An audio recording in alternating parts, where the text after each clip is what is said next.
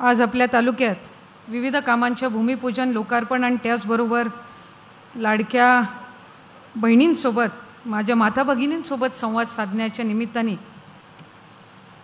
ज्यांच्या हस्ते आजचा हा कार्यक्रम पार पडत आहेत ते आपल्या राज्याचे लाडके उपमुख्यमंत्री, त्याचबरोबर राष्ट्रवादी काँग्रेस पक्षाचे राष्ट्रीय अध्यक्ष माननीय नामदार अजितदादा पवार, व्यासपीठावर उपस्थित असणारे विधानसभेचे सन्मान्य उपाध्यक्ष आदरणीय झिरवाळ साहेब, ज्यांच्या पुढाकारातून आजचा हा कार्यक्रम या ठिकाणी पार पडत आहे।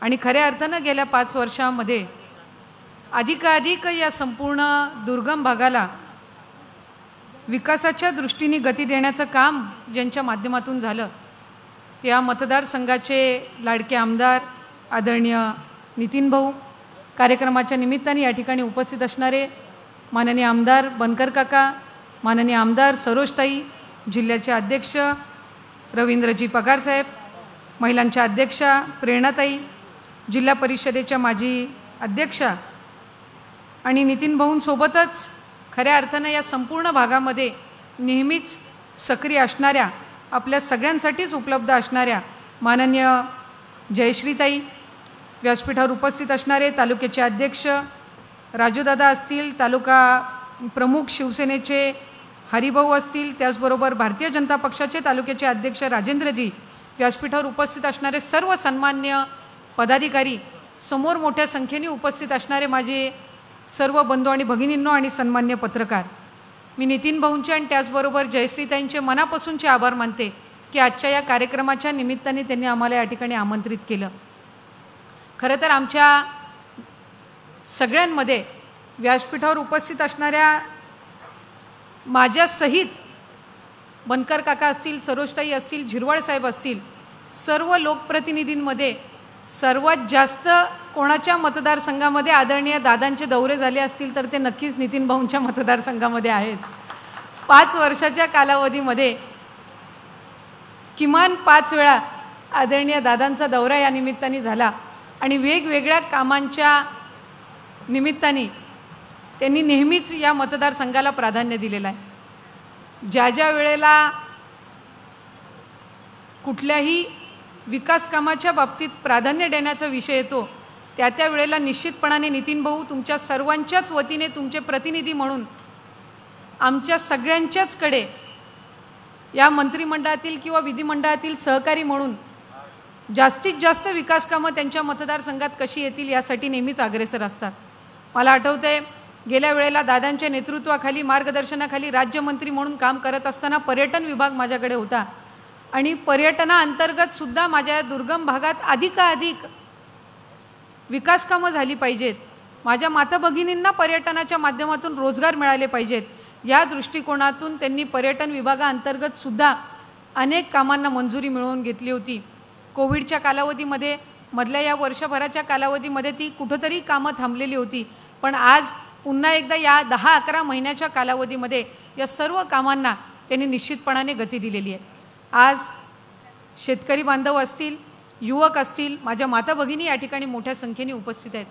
मला तुम्हाला सगळ्यांना आवर्जून सांगायचं आहे की आदरणीय दादा हे अर्थ व नियोजन खात्याची जबाबदारी स्वीकारल्यापासून सर्वात जास्त प्राधान्य जर त्यांनी कुठल्या घटकांना दिलं असेल तर ते माझ्या शेतकरी बांधवांना, माझ्या माता भगिनींना आणि युवकांना दिलं।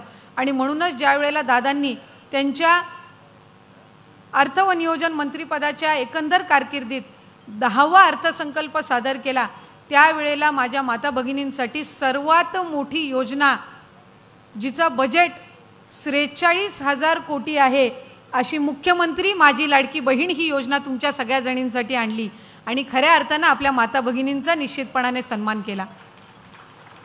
आम्ही विभाग म्हणून, तुमच्या सर्वांची महिलांची प्रतिनिधी म्हणून मला या मंत्रिमंडळामध्ये एकमेव महिला मंत्री म्हणून काम करण्याची दादांनी संधी दिली आणि ज्या वेळेला मुख्यमंत्री माझी लाडकी बहीण हा प्रस्ताव आम्ही विभाग म्हणून दादांसमोर ठेवला त्यावेळेला त्या प्रस्तावामध्ये नितीन भाऊ 21 ते 60 या वयोगटापर्यंतच्या महिलांना लाभ देण्यात यावा असं आम्ही प्रस्तावित केलं होतं। पण ज्या वेळेला दादांच्या दालनामध्ये त्या संदर्भातली बैठक झाली त्यावेळेला आदरणीय दादांनी आम्हाला या सूचना दिल्या की 21 ते 60 नाही, 21 ते 65 इतक्या वयोगटापर्यंत आपण लाभ दिला पाहिजे। कारण ज्या माझ्या 60 या वयोगटाच्या पुढच्या ज्या महिला आहेत यांना सुद्धा अधिकाधिक या योजनेअंतर्गत लाभ मिळावा। कारण आपली वयोश्री योजना जी असते, संजय गांधी निराधार योजना आहे, श्रावणबाळ योजना आहे, ही साधारणपणे 65 पेक्षा पुढच्या वयोगटातील महिलांसाठी आहे आणि म्हणून 60 ते 65 या वयोगटातील महिलासुद्धा या लाभापासून वंचित राहता कामा नयेत।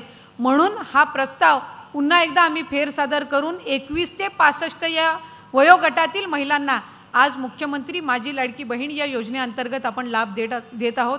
आज आपल्या तालुक्यातील आमच्याकडे आत्तापर्यंत प्राप्त झालेले अर्ज हे 30,779 आहेत।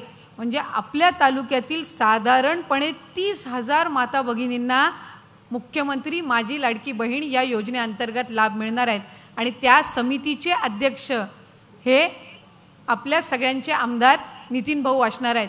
त्याच्यामुळे तुम्हाला अधिकाधिक लाभ देण्याच्या दृष्टिकोनातून निश्चितपणाने आपले आमदार हे सक्रिय आहेत। ते बारकाईनं या संदर्भामध्ये आढावासुद्धा घेत असतात। आम्ही ज्या वेळेला या योजनेची सूचनासुद्धा GR सुद्धा काढला, शासन निर्णय ज्या वेळेला आम्ही या संदर्भातला काढला त्यावेळेला नितीन भाऊंनी त्या संदर्भातल्या अनेक अडचणी या पुढे आणल्या, त्याच्यामध्ये आम्ही सुधारणासुद्धा केली। ग्रामीण दुर्गम भागातील ज्या माझ्या माता भगिनी आहेत यांना डोमेसाईल सर्टिफिकेट आदिवास दाखला जो आहे हा त्या ठिकाणी ताई लवकर मिळणार नाही, त्यामुळे आपण दादांना त्या ठिकाणी विनंती करा, मुख्यमंत्री महोदयांना विनंती करा की ही अट आपण शिथिल करून त्यावर काही पर्याय काढावेत। आणि म्हणून त्यांच्या सगळ्यांच्या मागणीनुसार आदरणीय दादांनी, सन्मान्य मुख्यमंत्री असतील, दुसरे उपमुख्यमंत्री फडणवीस साहेब असतील, यांनी त्या ठिकाणी सूचना दिल्या आणि आदिवास म्हणजे तुमचा डोमेसाईल दाखला याच्यासाठी लागणारी जी कागदपत्र असतात, तुमचं रेशन कार्ड, त्याच्यानंतर मतदार तुमचं कार्ड असतं ते असेल, शाळा सोडल्याचा दाखला असेल, जन्म दाखला असेल, यापैकी कुठलाही दाखला आज आपण या योजनेअंतर्गत ग्राह्य धरत असतो। माझ्या अंगणवाडी सेविका, मदतनीस, आशा सेविका, ग्रामसेवक असतील, डेटा ऑपरेटर असतील, मोठ्या संख्येने फॉर्म भरण्याचं काम हे सुरू आहे।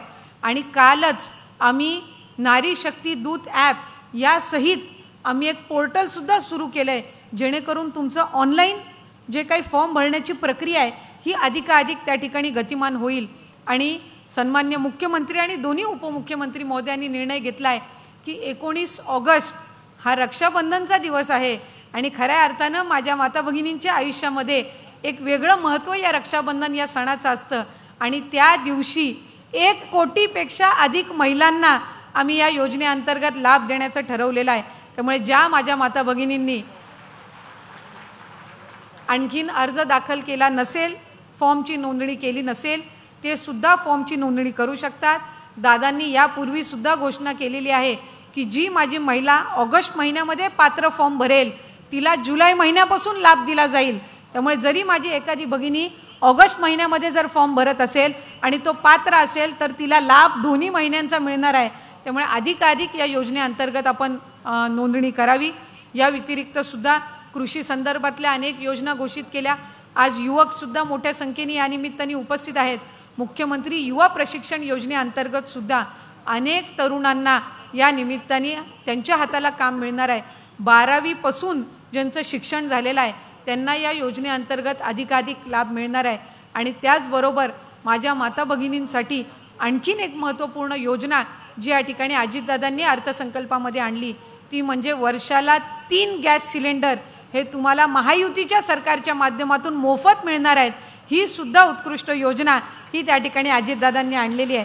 त्यामुळे खऱ्या अर्थानं आपल्या सर्व भगिनींसाठी एक मोठा भाऊ म्हणून आज दादा आपल्यासोबत संवाद साधण्यासाठी आलेले आहेत आणि खऱ्या अर्थानं या योजनेचा आपण अधिकाधिक लाभ घ्यावा या दृष्टिकोनातून आम्ही सर्वजण काम करत आहोत। या विभागाची मंत्री म्हणून सुद्धा नितीन भाऊ आपण ज्या ज्या वेळेला आपल्या या भागातील महिलांचे प्रश्न मांडलेत त्या वेळेला सोडवण्याचा प्रामाणिक प्रयत्न त्यानिमित्ताने केला।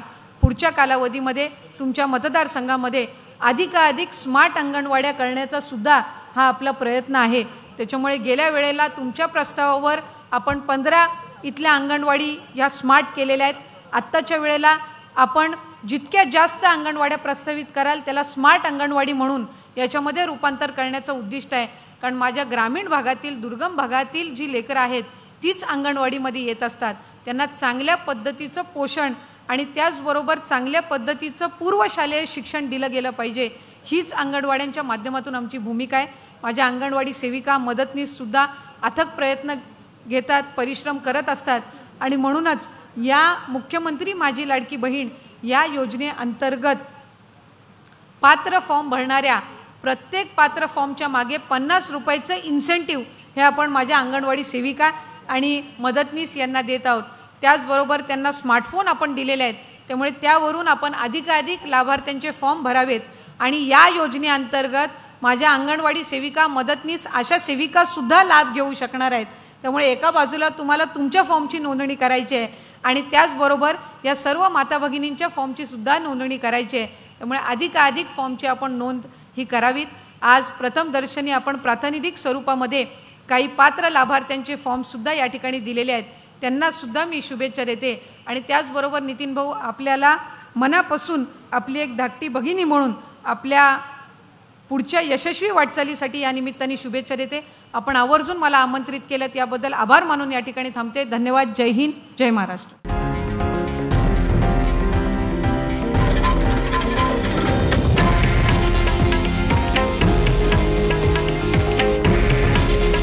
हे आहे देशातील नंबर 1 न्यूज नेटवर्क आणि आपण पाहत आहात TV9 मराठी।